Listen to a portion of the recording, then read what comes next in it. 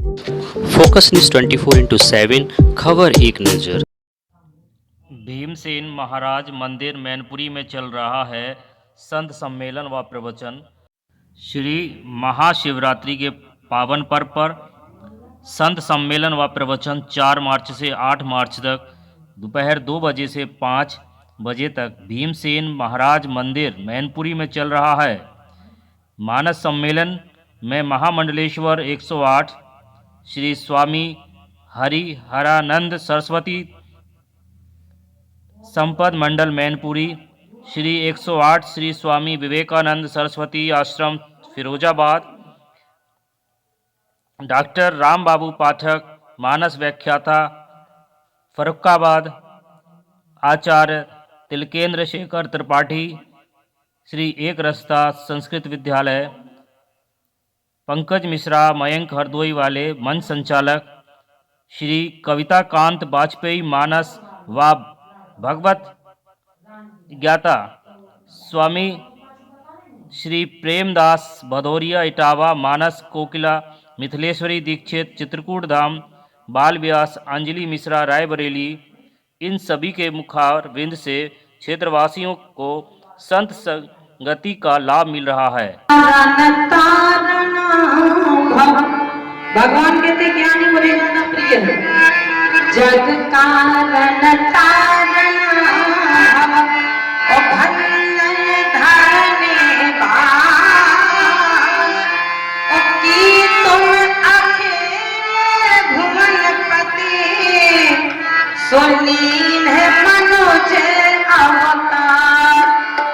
अच्छा, हमारे भगवान बड़े सरल है।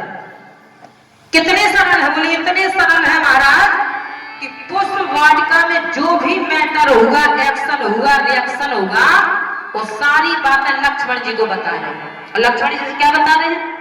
ए लक्ष्मण, तात जनक तक आए सोई। किनकी बात? बोले जिनकी आभूषणों की आवाज कान में, किनके मुंह खोल। तो बोले महाराज भानों से जग जही कारण होई।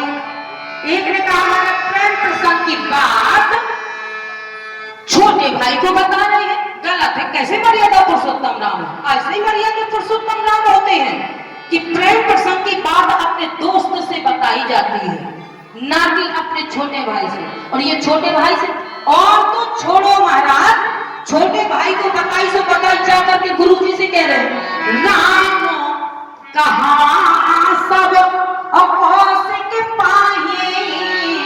एक के माथे से कसी न छोड़ गए महाराज। प्रेम प्रसंग हमारी रानी ने 3 तरह विवाह किया है। पहला विवाह पुष्पावली का बहुगा है। बोले महाराज एक बात बताओ कि ये बातें कहीं गुरु जी से बताए, बुजुर्गों से बताई जाती है प्रेम प्रसंग की बात। और हमारे राम जी तो संत तुलसीदास जी महाराज कहते हैं हमारे राम इतने सरल स्वभाव के हैं, और अगर सरल स्वभाव के हैं तो सरल ही उन्हें पसंद आते हैं। कितने? बोले सरल स्वभाव छुअता छलनाई। लक्ष्मण जी ने कहा भैया सुनो, इसका मतलब है कि आप हमसे अकेले में कभी सीता जी से मिले हो एकांत में। राम जी ने कहा कैसी बात करते हो लक्ष्मण, मैं अकेले में कब मिला सीता से? महाराज इतना बड़ा बायोडाटा पता है आपको कि तात जनक तनया है सोई। और ये तो छोड़ो, कब तक की बात पता है कि धनुष यज्ञ जही कारण हो, किसी की वजह से धनुष का यज्ञ होने जा रहा है। जरूर आप हमसे कभी अकेले में सीता जी से मिले। राम जी ने कहा लक्ष्मण तुम्हें ये बात कहोगे तो संसार के लोग क्या कहेंगे? तुम तो ना कहो इस बात को। मैं कब अकेले में मिला? तेरे साथ सोना, तेरे साथ खाना, तेरे साथ पीना, तेरे साथ चलना, और तू ही इस बात को कहेगा कि तुम कभी अकेले में मिले हो। यह ब्रह्म कितने सरल। बोले उसी तरह का मुझे सरल व्यक्ति है जितने हम सरल है। सरल स्वभाव छुअत छलनाई। आज हनुमान जी महाराज ने कहा सरकार अब पता चल गया है दीन मनोज अवतार। और अगर आप फिर तो अवतारी है, और जैसे ही चरणों में हनुमान जी महाराज साष्टांग लेटे। अच्छा एक बात और है, जब साष्टांग लेटने का मतलब क्या हुआ? बोले जी गुरु चरण रेणु सिर धरहि। अब कौन धरता है सिर? कोई नहीं। अब तो महाराज चरणों में अगर हाथ छू जाए तो बहुत बड़ी बात है, और छूने के बाद वो जाकर के सीधे सीने में तो पहुंचता नहीं, कि यहाँ कभी नहीं पहुंचा होगा। अब नहीं पहुंचता, पहुंचने वाला पहले पहुंचता था। और अगर वो चरणों का हाथ यहाँ पहुंच जाए तो ब्रह्मा जी ने जीव के 3 जगह भाग लिखा है। हाथ में लिखा है, माथ में लिखा है और लात में लिखा है। गप नहीं सत। बोले महाराज कैसे माने? बोले महाराज जब 3 महीने का खून का लोथा जीव गर्भ में होता है तो उस समय ब्रह्मा जी भाग लिखने जाते हैं। कान को व्यान, व्यान को दान, दान को समान, समान को आज्ञा चक्र से। परीक्षित को यही बताया था। अगर मुक्ति चाहते हो तो 2 तरह की मुक्ति है। समय नहीं हो रहा है, घड़ी भाग रही है। बोलो हनुमान जी महाराज की। कभी समय मिलेगा तब बताएंगे। तो बोले महाराज एक बात है, कैसे? बोले एक बात बताएं कि 3 जगह जीव के भाग लिखा है, जीव उल्टा होता है। सबसे पहले ब्रह्मा जी को जीव के पांव मिलते हैं, तो पांव में भाग लिखा। वो आधे दूर गए, लौट के फिर पुनः गर्भ में वापस। एक ने कहा कहाँ जा रहे? बोले भाग लिखने। बोले अभी लिखा है। बोले मैं, बोले फिर से जा रहा हूँ भाग लिखने। इतना भाग्यशाली जीव है कि दोबारा भाग लिखने जा रहा हूँ। कहीं ऐसा ना हो कि नौकरी रुकते रुकते 2 नंबर से रुक जाए, वो 1 नंबर और मिल जाए। कभी लोग कहते हैं कि हमारा भगवान ने भाग अधूरा छोड़ दिया, 1 नंबर और मिल जाता तो आज गवर्नमेंट सर्विस पा जाता।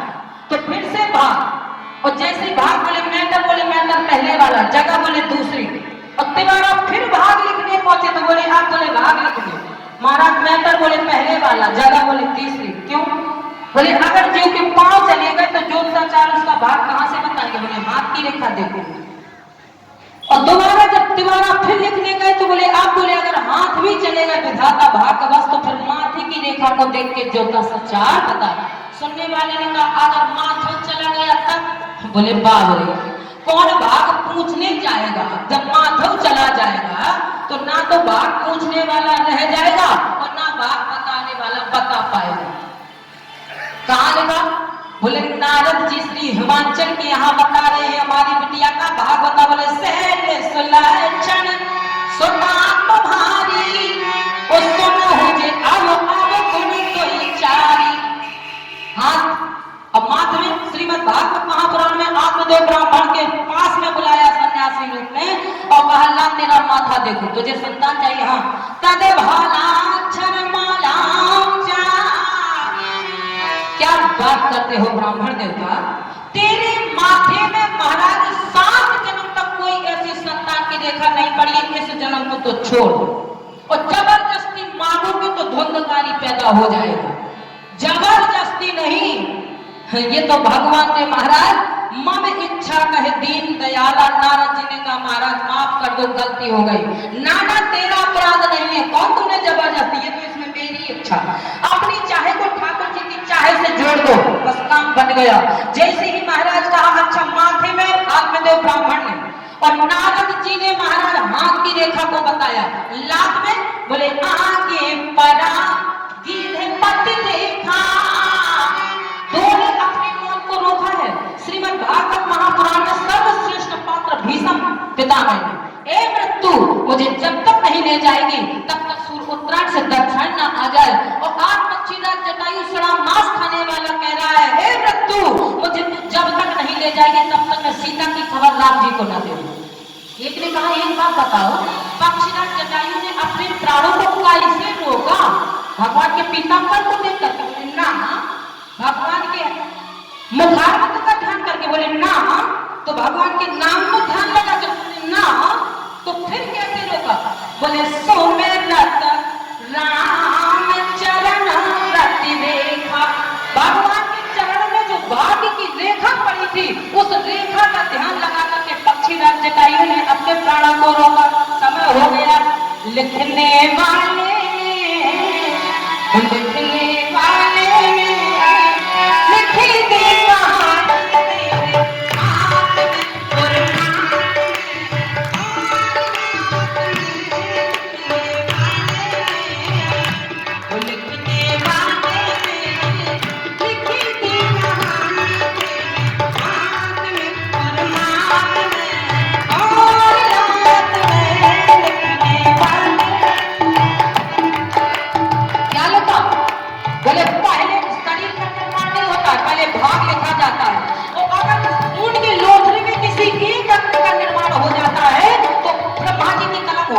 जाते हैं।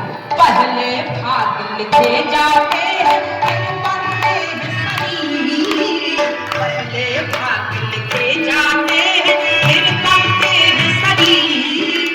भाग लिखे से सुख पाना है, भाग लिखे से पीर। लिखने वाले में, लिखने वाले में, लिखी दी कहानी तेरे हाथ में, अरमान में और याद में। लिखने वाले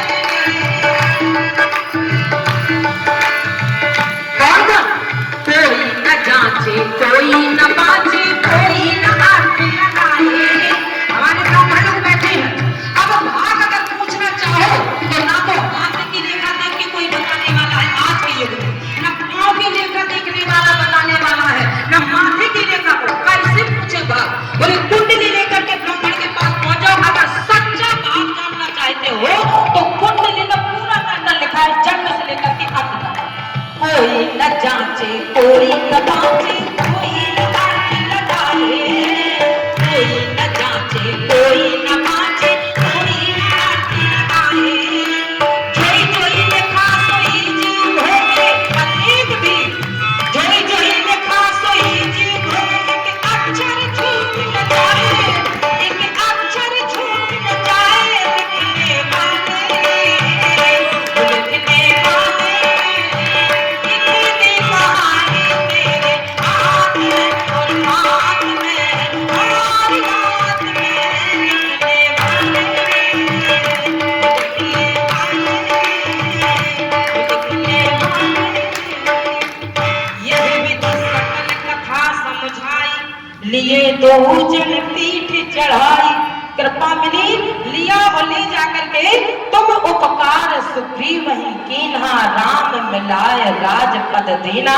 बोलिए शंकर भगवान की, बोलिए हनुमान जी महाराज की, बोलिए सब संतन की, बोलिए सब भक्तन की। आदरणीय संचालक पवन पुत्र हनुमान की। बोलिए बाबा भीमसेन भगवान की। बहुत सुंदर चर्चा अभी आप चित्रकूट से पधारी हुई मानस को किला श्रीमती मिथिलेश्वरी दीक्षित जी के द्वारा श्रवण कर रहे थे। आइए इसी श्रृंखला में जोड़ने जा रहे हैं परम पूज्य गुरुदेव भगवान।